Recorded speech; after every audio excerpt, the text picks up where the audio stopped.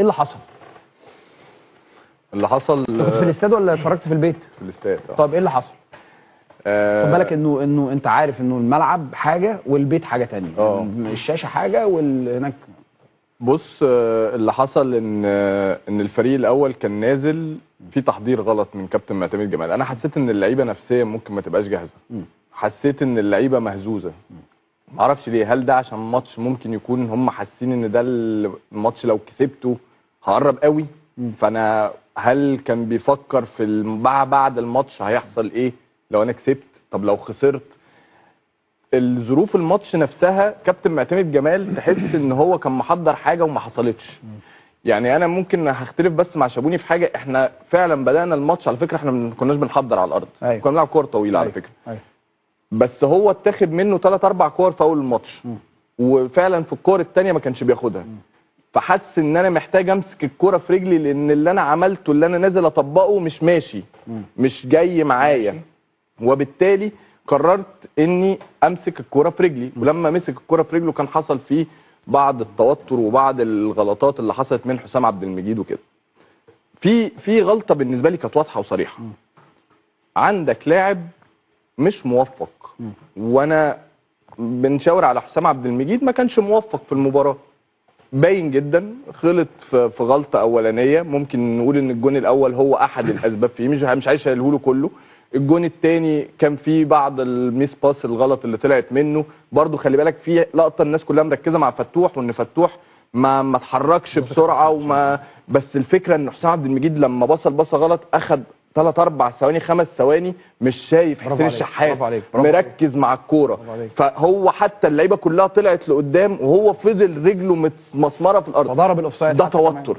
انت اللعيب عمل ده بقى. قالها كابتن اسامه نبيه، قال على الاقل حتى خد لك خطوتين لقدام، طلعت حسين خلاص. يا اما بالظبط كده، ما يلعبش مرسال. ما خدتش بالك برضو من نقطه شيكا اتكلم فيها، وقعدت اتفرجت على الجون اكتر من مره بعد ما الباص بتاع بن شرقي عالمي. هو عدى شحاته الاول بتكنيك. بص على الباص بقى، قعدت اتفرج عليه بعد ما شيكا ما قال سهل، باص فيه قوه. ايوه بس ما عملوش الباص سهل، حطه على عدلته. انت عارف يا ابراهيم، توصل عشان مش وراه قدامه. دي كلها حاجات تخليني اقول يا حسام كان عندك وقت، لان بن شرقي اخدها ولمها الاول، وقف ولمها في الاول وبعد كده باص. فانت يعني كان عندك وقت يا حسام انك تاخد الخطوه لقدام، تطلع حسين الشحات بره اللعب. كنت بتقول ان عندك لعيب مش شايف، طب هيعمل ايه؟ جيت انت بقى في ضربه الجزاء اللي ترجعك للجيم، وضربه جزاء محوريه مفصليه تغير لك الجيم، واول 10 دقائق وهو ده الوقت اللي هو كل الجمهور بيقول ايه؟ بيقول لك احنا لو جبنا جون دلوقتي الماتش هيتقلب. هيتقلب، مش شرط ترجع على فكره. ما بحبش لو ما بحبش اخش في السرديات دي،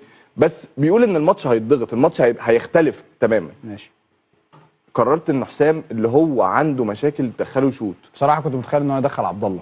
انا كنت متخيل عبد الله، وكنت متخيل عدي الدباغ كمان، لان عدي بيشوط كويس. لان انا قلت لو مش عبد الله مثلا برضه عشان الاجواء وبتاع، فحد تاني بس غير حسام. انا حتى اساله احنا في الاستاد، قعدت اقول له ايه بلاش حسام، وبزعق جدا وهتجنن. لان انت النهارده حصل كمان حاجه، حسام غير زاويته. غير زاويته بقى. هو اخد 3 دقايق. انا هنا بقى عايز اشاور لعيبه الزمالك على حاجه، انتوا لعيبه طيبه. ما ينفعش دي تبقى طيبه لعيبه الزمالك في ماتش ديربي. ايه بقى المفروض يعملوا ايه؟ تريزيجيه واقع في الارض، روح اضغط على الحكم. حسام عبد المجيد ماسك الكوره، لعيبه الاهلي عماله تلف حواليه وكل واحد عمال يشوشه. ما في دايما يقول لك ايه، لو في لعيب هيشوط خلي لعيب تاني يروح يمسك الكوره يقف بيها وتعالوا اقفوا معاه. خلي عبد الله يروح يقف يمسك الكوره. انت عارف ان حسام هو اللي يشوط، ابعد حسام عن المشهد خالص، خرجه بره المشهد، ما تخليش حد يقعد يشتته. شوبير راح يتكلم معاه، حسين الشحات راح يتكلم معاه، اللعيبه كلها راحت اتكلمت معاه، ولعيبه الزمالك سايبين حسام عبد المجيد لوحده.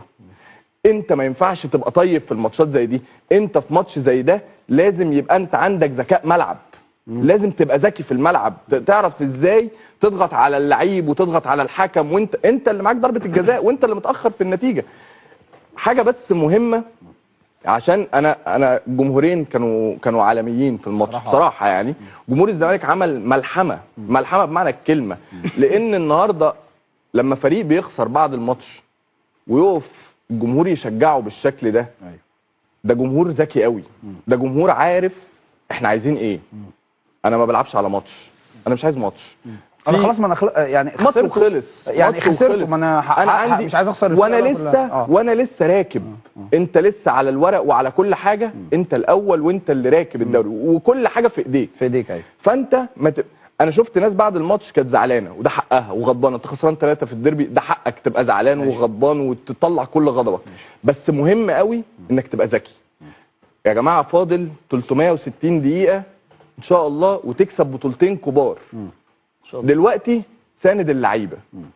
زعلان ازعل واغضب وبعد الماتش قول انا زعلان، بس ساند اللعيبه دلوقتي. ليه؟ عندك ماتش سموحه ده اللي لازم تفكر فيه. سيبك بقى من سيراميكا هيحصل فيه ايه مش عارفه ايه. عندك ماتش سموحه، خلص ماتش سموحه، عندك بعد كده سفريه للجزائر، خدها خطوه خطوه واحده واحده. ورساله لكابتن معتمد. كابتن معتمد اهم حاجه نفعته في الاول في الفتره اللي جرينا فيها الرن الحلوه اللي كسبنا فيها ان هو كان عادل. اللعيب اللي كان بيستاهل يلعب كان هو اللي بيلعب. اللعيب اللي ما كانش كويس كان بيقعد. ناصر منسي لازم كده في ودنه، يا ناصر انت كنت نجم واتنجمت قوي في الموسم ده عشان انت كنت بتشتغل لمصلحه الفرقه. الكوره اللي جات لك في الاول دي لو كانت صرفت فيها تصرف مش اناني، وانا هركز على كلمه مش اناني لان ناصر بقاله كذا ماتش عايز هو اللي ياخد السكسي، لان ناصر اصلا كان نجاحه في الفترات اللي فاتت ان هو بيشغل اللعيبه اللي حواليه. فانت محتاج يا ناصر لا اصحى كده وركز وارجع. ناصر اللي احنا كنا بنحبه، الاسطوره اللي جاب جوان اللي جاب لنا بطولات، ارجع ده عشان هو ده ناصر اللي احنا عايزينه ومحتاجينه دلوقتي.